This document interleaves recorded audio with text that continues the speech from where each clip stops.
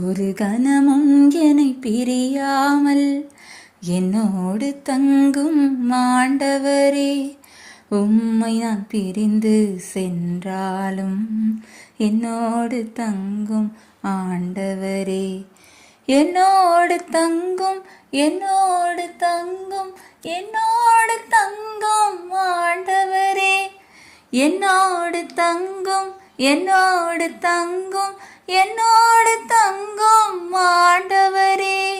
நீர் இல்லை என்றால் வாழ்வினில் எழுச்சி இல்லை, என்னை நீர் பிரிந்தால் இருளினில் வாடுகின்றேன்.